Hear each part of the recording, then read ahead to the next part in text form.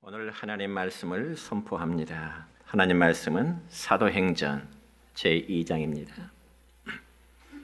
사도행전 제2장 29절부터 36절에 있는 말씀까지입니다. 말씀 봉독해 드립니다. 형제들아, 내가 조상 다윗에 대하여 담대히 말할 수 있노니 다윗이 죽어 장사되어 그 묘가 오늘까지 우리 중에 있도다. 그는 선지자라. 하나님이 이미 맹세하사 그 자손 중에서 한 사람을 그 위에 앉게 하리라 하심을 알고 미리 번거로 그리스도의 부활을 말하되 그가 음부의 버림이 되지 않고 그의 육신이 썩음을 당하지 아니하시리라 하더니 이 예수를 하나님이 살리신지라. 우리가 다 이 일의 증인이로다. 하나님이 오른손으로 예수를 높이심에 그가 약속하신 성령을 아버지께 받아서 너희가 보고 듣는 이것을 부어 주셨느니라. 다윗은 하늘에 올라가지 못하였으나 친히 말하 이르되 주께서 내 주에게 말씀하시기를 내가 내 원수로 내 발등상이 되게 하기까지 너는 내 우편에 앉아 있으라 하셨도다 하였으니 그런즉 이스라엘 온 집은 확실히 알지니 너희가 십자가에 못 박은 이 예수를 하나님이 주와 그리스도가 되게 하셨느니라 하니라. 아멘. 사랑과 축복의 메시지 나누겠습니다. 사랑과 축복합니다. 사랑과 축복합니다. 감사합니다. 오늘은 신약 성경 사도행전 2장 29절로 36절에 있는 말씀을 중심해서 하나님이 살리신지라고 하는 제목으로 오늘 말씀을 선포하고자 합니다. 하나님의 사랑을 입으신 우리 성도 여러분, 오늘은 우리 주님께서 죽은 지 사흘 만에 사망 권세를 깨뜨리시고 다시금 살아나신 부활 주일입니다. 그래서 우리는 예수님께서 역사적으로 부활하셨다는 사실을 확실하게 신앙하고 있습니다. 그렇지만 불신 세계에서나 혹은 심지어 기독교 내에서조차 부활의 사실성에 대해서 의문을 제기하는 사람들이 없지 않아 있습니다. 왜냐하면 역사 이래로 죽은 자가 다시금 살아났다고 하는 그런 경우는 한 번도 없었기 때문에 그렇습니다. 그래서 우리 기독교의 역사 가운데 초대교회부터 소위 영지주의자들은 예수님의 육적인 부활을 그들은 부정하고 영적인 부활만을 그들은 믿어왔던 것입니다. 그래서 오늘날도 역시 자유주의 신학에서는 예수님의 영적 부활만을 주장하는 그런 학설도 있는 것이 사실입니다. 그러나 사랑하는 성도 여러분이요, 성경은 어디까지나 예수님의 육적인 부활을 증언하고 거기에 대한 외적인 많은 증거를 성경에서는 제시하고 있습니다. 그러므로 신약 성경에 기록된 이적 중의 이적은 바로 예수님께서 동정녀의 몸에서 태어나신 사건과 또한 예수님께서 죽은 자 가운데서 다시금 살아나신 부활의 사건이 바로 신약 성경에 기록된 두 가지의 위대한 이적이라 그렇게 말하는 것입니다. 그 때문에 우리의 기독교는 바로 십자가의 종교요, 또한 부활의 종교인 것입니다. 그리고 부활의 종교를 다른 말로 혹은 생명의 종교라 그렇게도 말하는 것입니다. 왜냐하면 기독교는 다른 종교에서 가르치는 것처럼 어떤 도덕적인 삶의 교훈을 가르치는 그런 종교가 아니라 다시금 죽어도 산다고 하는 부활의 신앙을 가르치는 종교가 바로 우리 기독교의 신앙이기 때문에 그렇습니다. 사랑하는 성도 여러분이요, 그래서 성경에는 중요한 두 기둥이 있다면 바로 예수님의 십자가와 그리고 예수님이 다시금 살아나셨다고 하는 부활의 사건입니다. 그 때문에 우리 신약 성경 사복음서에도 보면 예수님의 사도들은 하나같이 예수님께서 다시금 사셨다고 하는 부활의 사실을 증언했는데 이 사복음서에 보면 각기 부활장이 있습니다. 즉 마태복음 28장이나 혹은 마가복음 16장이나 누가복음 24장이나 요한복음 20장에 보면은 주님께서 죽은 자 가운데 다시금 부활하셨다고 하는 부활의 사실을 명백하게 기록하고 있는 것입니다.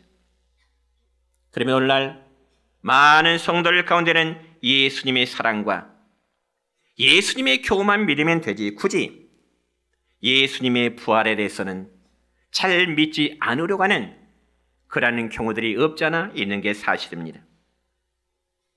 여러분, 사람들의 심리라는 것은요, 죽은 자가 어떻게 다시금 살아날 수 있을까? 이러한 의문점을 갖고 있기 때문에 그렇습니다.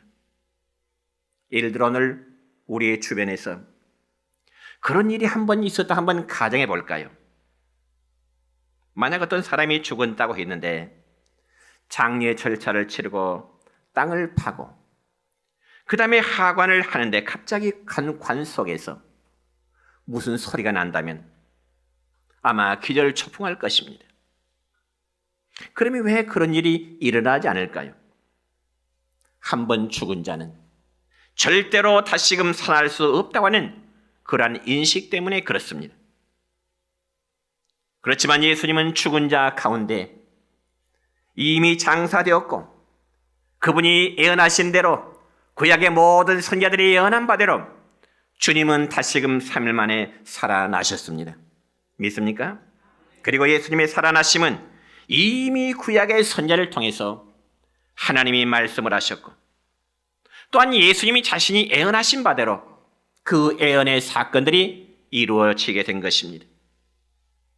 그래서 예수님의 부활은 우리 기독교 교리의 중심이 되는 것입니다.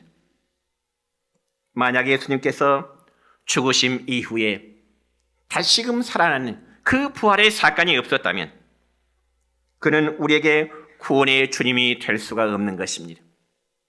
주님이 죽은 자 가운데 다시금 육체적인 부활이 없었다면 우리는 예수님을 믿을 필요도 없을 것입니다. 그렇지만 예수님은 저와 여러분의 구원의 주가 되시기 위해서 죽음의 권세 속에 머물러 있을 수가 없어서 예언하신 대로 다시금 살아나시게 된 것입니다.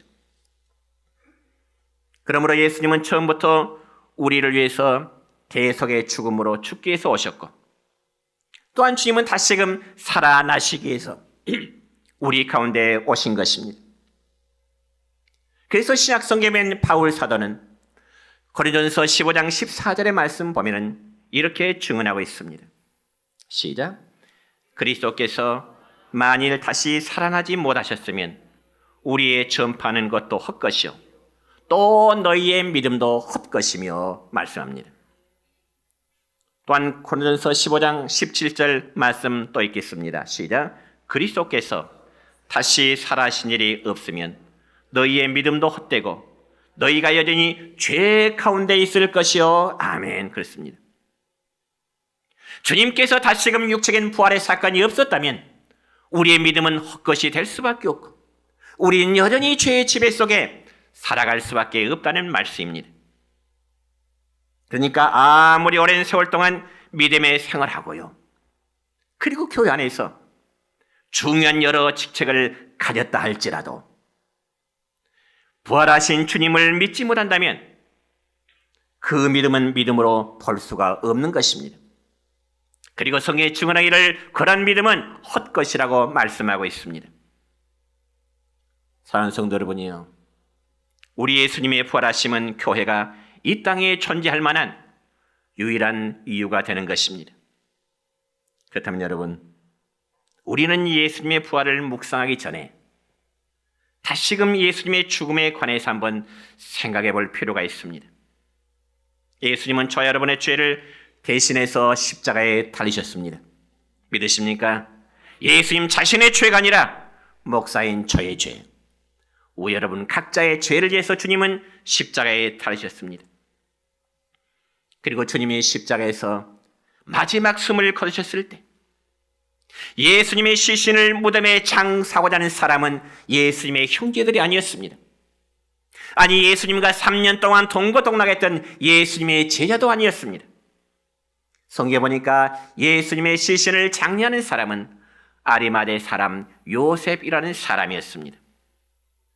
한때는 여러분, 예수님이 가시는 곳마다 모여든 사람들이 인산인해를 이루었습니다. 그렇지만 주님이 막상 숨을 거두실 때 그들은 예수님의 곁을 다 떠나버렸습니다. 심지어는 예수님의 제자들도 십자가에 달리신 주님을 바라볼 때 다 예수님의 곁을 떠났습니다. 왜냐하면 예수님을 따랐던 제자라는 이유로 자기들도 붙잡혀서 혹시나 십자가형을 당할지 모른다고 하는 그러한 두려움, 그러한 공포심 때문에 제자들은 까지도 예수님을 떠나게 된 것입니다. 여러분, 우리 한국 속담에 정승의 말이 죽으면 거기에 문상을 가는데 막상 정승이 죽으면 문상객이 없다는 그런 말이 있습니다. 이 속담의 의미가 무엇일까요?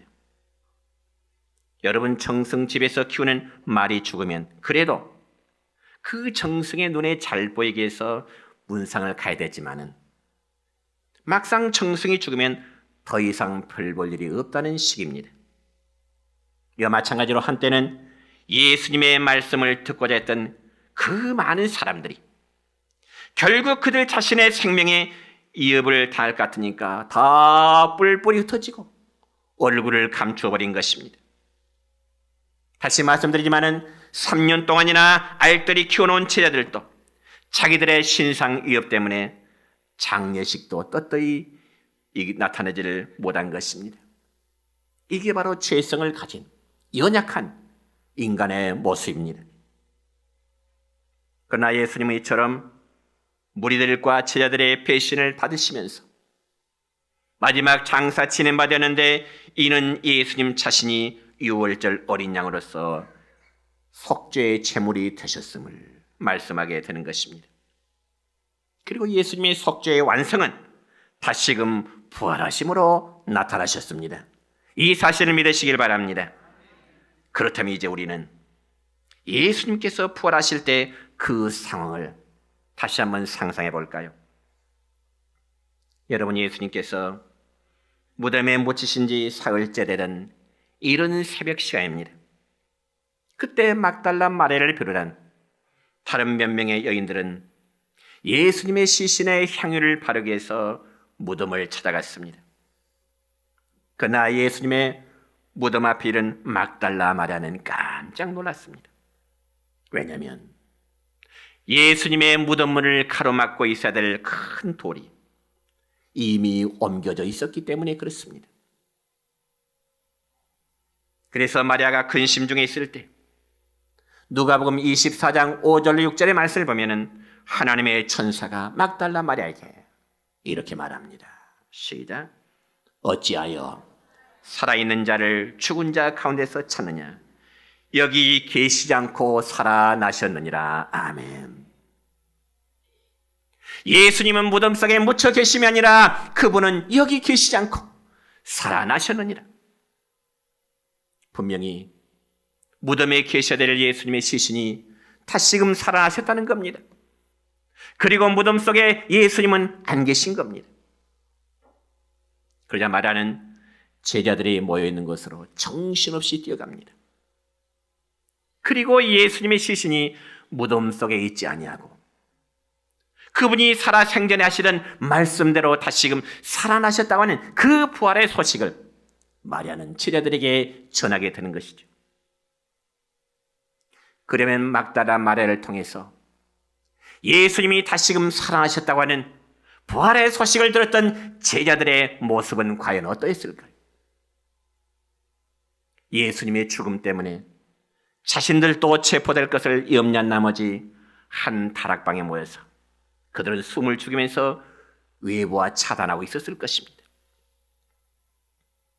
그리고 마리아에서 예수님의 무덤이 빈 무덤이라는 사실과 또한 예수님이 다시금 살아셨다는 이야기를 들은 제자들의 반응은 아주 시큰둥했습니다.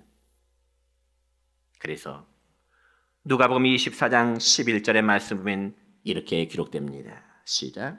사도들은 그들의 말이 허탄한 듯이 들려 믿지 아니하나. 여러분, 막달라 마리아가 전해준 예수님의 부활 소식을 제자들은 믿지 못하겠다는 겁니다. 그렇지만 그 중에서도 베드로와 다른 제자 한 사람은 마리아의 말을 듣고 급히 예수님이 묻혔던 그 무덤을 향하여 달려가게 되는 것입니다.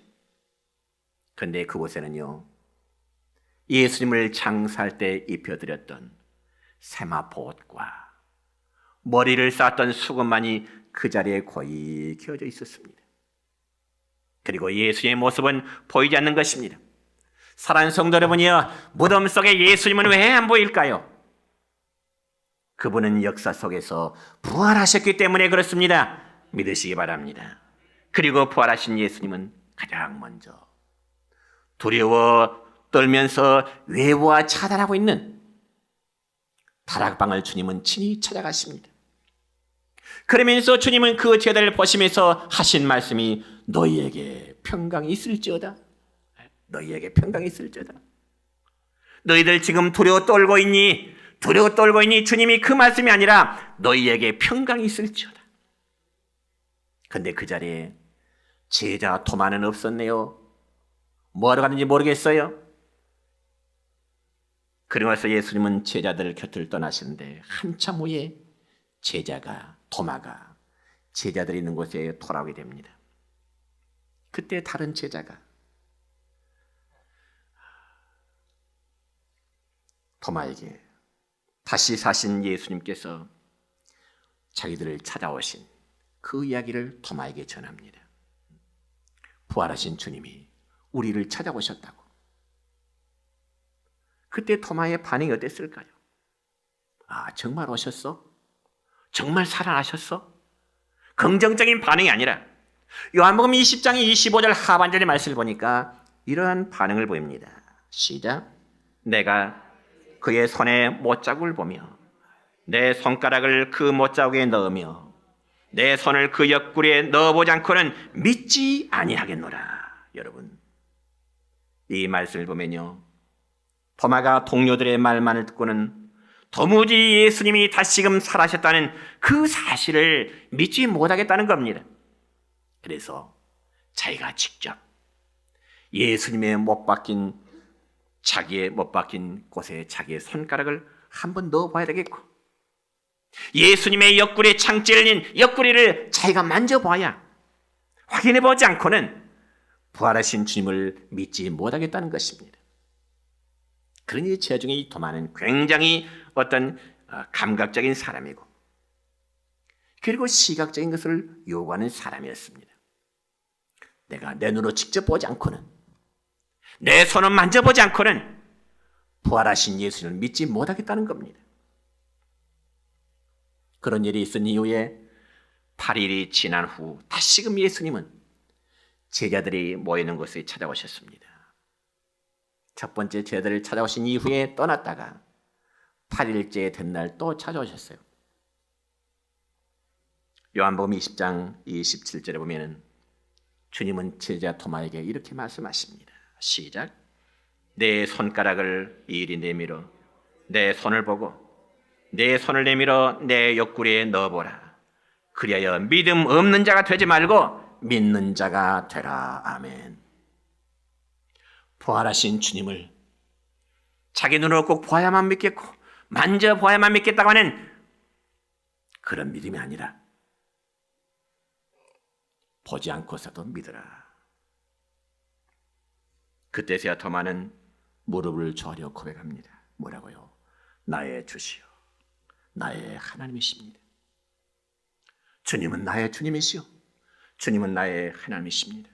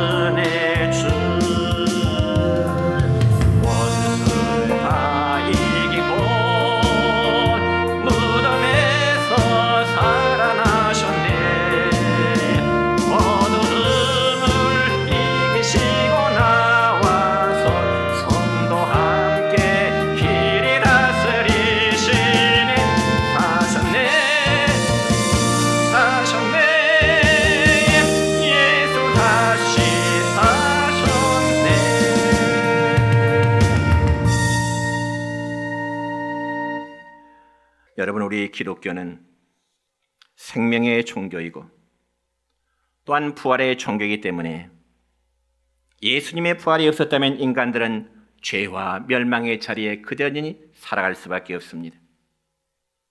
그래서 오늘 본문의 말씀을 보면 베드로 사도는 오순절 성령 사건 이후에 큰 능력을 얻어서 많은 사람들에게 요엘서의 말씀을 가지고 설교하는 내용이 오늘 본문의 내용입니다. 그리고 베드로 사도의 설교 요점은 역시 예수 그리스도의 부활에 초점을 맞추고 있습니다. 그래서 베드로 사도는 다윗의 경우를 예로 들어서 예수님의 부활 사건을 증언하는데, 첫째는 다윗은 이미 예수님의 부활 사실을 설명했습니다. 여러분, 베드로 사도는 수많은 불신 유대인들 앞에서 설교를 하게 됩니다. 그것도 과거에 다윗이 전했던 예수님의 부활을 전하게 되는 것입니다. 여러분, 특별히 유대인들에게 있어서 다윗은 그들의 조상이기 이전에 한마디로 민족의 영웅과도 같았습니다. 그리고 다윗은 훌륭한 시인이고요, 음악가였으며 또한 이스라엘의 두 번째 왕입니다. 그러니까 다윗이야말로 유대인들의 마음속에는 영원히 지울 수 없는 어쩌면 정신적인 지주와도 같고 어떤 꿈이요 희망이기도 했습니다.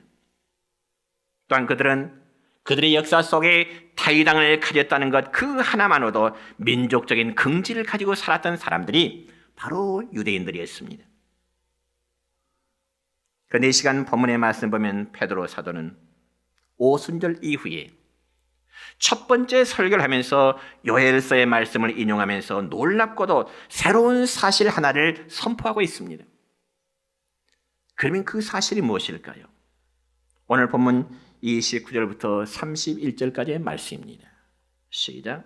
형제들아, 내가 조상 다윗에 대하여 담대히 말할 수 있노니 다윗이 죽어 장사되어 그 묘가 오늘까지 우리 중에 있도다. 그는 선자라. 하나님이 이미 맹세하사 그 자손 중에서 한 사람을 그 위에 앉게 하리라 하심을 알고 미리 본고로 그리스도의 부활을 말하되 그가 음부의 버림이 되지 않고 그의 육신이 썩음을 당하지 아니하시리라. 아멘.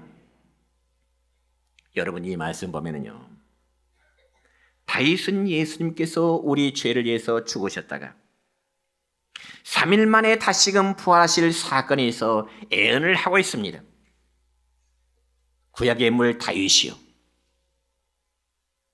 그러므로 이 말씀의 내용은 구약시대의 다윗 왕이 예수 그리스도의 십자가의 죽음과 부활을 미리 알고 애언했다는 말씀입니다.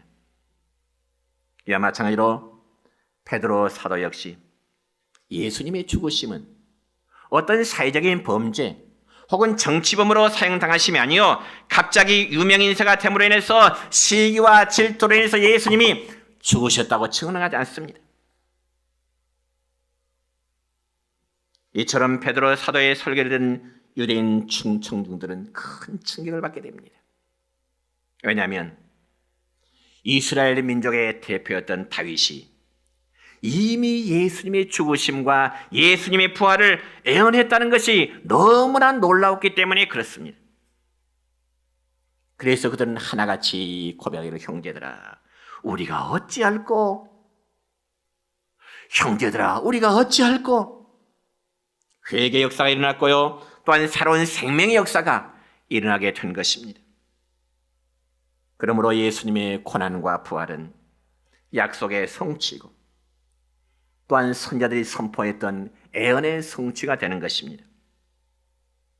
그리고 다윗이 애언한 바대로 예수님은 무덤에 머물러 계시지 않고 다시금 사셨습니다. 그것은 이미 처음부터 계획된 하나님의 인간 구원의 방법이었습니다. 사랑하는 성도 여러분이요, 우리가 신구약 성경 전체의 내용은 메시아이신 예수 그리스도를 통하여 하나님의 구원이 이루어진다고 하는 것이 바로 신구약 성경 전체의 하나의 메시지인 것입니다.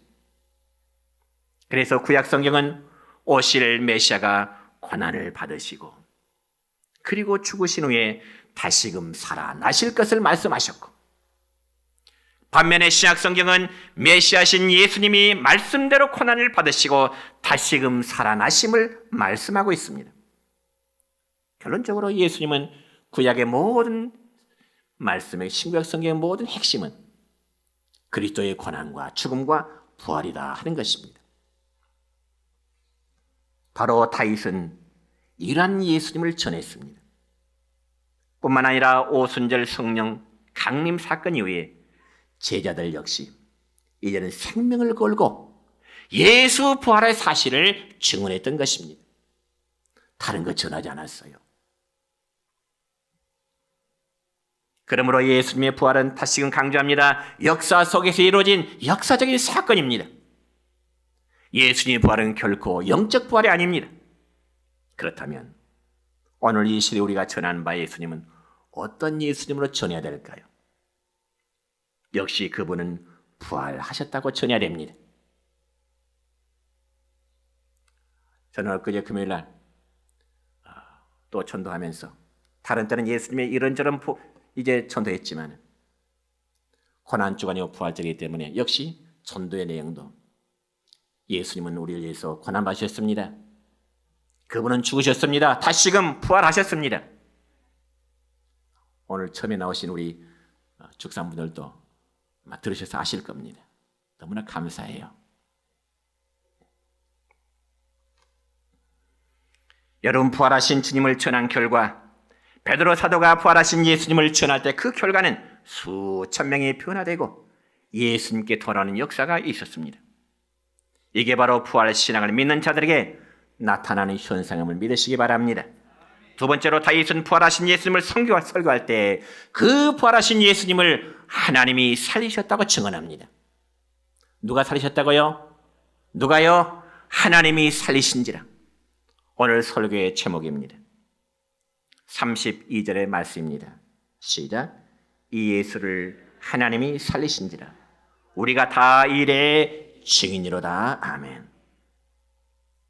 여러분, 예수님께서 부활하신 것은 하나님의 이적으로 되었습니다. 믿으시기 바랍니다. 그러면 과연 하나님의 이적이란 무엇을 가리켜서 하나님의 이적이라고 말할까요? 이적은 여러분, 인간의 합리적 이성과 인간의 힘으로 할 수 없는 일을 하나님께서 초자연적인 방법으로 일하시는 것을 가리켜서 하나님의 이적이라 이렇게 말합니다. 그러니까 여러분, 하나님이 천지 만물을 창조하심이 이적이고요, 처녀의 몸에서 예수님이 탄생하심이 하나님께 행하신 이적이고요, 죽은 자 가운데서 다시금 살아나게 하심이 하나님의 이적이심을 믿으시기 바랍니다. 이게 위대한 하나님의 이적이에요. 다시금 32절에 기록된 바와 같이 이 예수를 하나님이 살리신지라. 성도 여러분, 예수님의 부활은 예수님 스스로 살아나심이 아닙니다. 분명히 다윗이 선포한 대로 그는 하나님이 살리셨습니다. 이와 비슷한 내용의 말씀이 본문 24절에도 기록되어 있는데 같이 읽습니다. 시작. 하나님께서 사망의 고통에서 풀어 살리셨으니 이는 그가 사망에 매여 있을 수 없음이름이라. 아멘.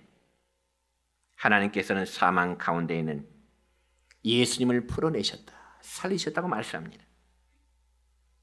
그러므로 하나님께서 예수님을 살리심은 이미 선지자를 통해서 말씀하신 바의 예언을 성취하심이었습니다.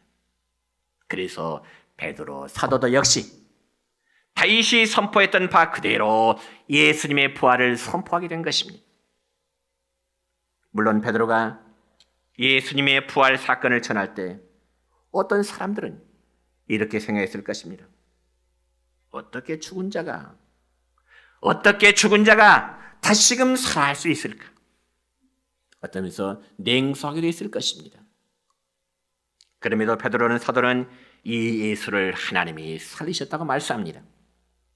따라합시다. 예수를 하나님이 살리신지라 믿습니까? 믿으시기 바랍니다. 만약 오늘 이르기까지 예수님의 부활 사건이 사실이 아닌 거짓으로 드러났다면 오늘날의 우리의 종교 기독교는 존재하지 못할 것입니다. 그리고 수많은 인생들이 영원한 생명을 역시 얻을 수 없을 것입니다. 그러나 다시 한번 강조합니다. 예수님의 부활은 뜬 소문이 아니고요. 예수님의 부활은 역사적인 진리입니다. 그리고 기독교는 바로 예수님의 부활 신앙 위에 든든히 세워져 가게 되는 것입니다. 그래서 본문 32절 하반절에 보면 우리가 다 이 일의 증인이로다. 예수님의 부활의 사실에서 우리는 증언자라. 여러분, 증인은 어떤 자가 할 수 있을까요? 어떤 사실에서 정확히 아는 자라야 증인이 될 수 있는 것입니다. 그렇죠? 예를 들어서 어떤 사람이 법정에 증인으로 출석했는데 재판장의 물음에 대해서 글쎄요, 확실히 잘 모르겠는데요. 재판에 증언으로 왔으면서 잘 모르겠다면 그는 올바른 증인이 될 수 없는 겁니다. 분명히 증인은 사건에 대해서 정확히 아는 자라야 증언할 수 있는 것입니다. 그와 마찬가지로 베드로를 유시한 다른 제자들은 예수님의 부활을 너무나 똑똑히 보았기 때문에 그 사실에 대한 증언자라 말하는 것입니다. 그렇다면 성도 여러분, 여러분은 예수님의 부활 증인이 될 수 있을까요? 여러분은 예수님의 부활 증인이 될 수 있을까요? 비록 여러분이 예수님의 빈 무덤을 보지 않았다 할지라도 예수님은 부활하셨습니다. 세상의 권력자들은 죽어서 그들의 화려한 무덤을 자랑합니다. 그러나 예수님의 빈 무덤은 빈 무덤을 자랑할 수밖에 없습니다. 왜요? 그분은 다시금 살아나셨기 때문입니다. 그리고 세상의 종교 창시자들은 절대로 인간의 구원자가 될 수 없습니다. 왜냐하면 그들 역시 죄인이었기 때문에 그렇습니다. 그들 역시 죽었고 죽음으로 끝났기 때문에 그렇습니다. 그런 반면에 우리 주님은 죄가 없으시지만 인간을 대신한 죽음으로 하나님의 뜻을 이루셨고 다시금 살아나셨기 때문에 예수님의 생명은 저 우리 모두의 생명이 되는 것입니다. 이제 말씀했습니다. 예수님은 성경대로 죽으셨다가 성경대로 다시금 부활하셔서 그분은 승천하셨습니다. 그리고 지금은 육신 대신에 성령으로 그의 모든 교회와 성도를 통치하고 계십니다. 그럼 우리는 부활 신앙을 굳건히 서서 죄와 세상을 이기고 승리할 수 있는 여러분 되시기를 우리 주님의 이름으로 축원합니다.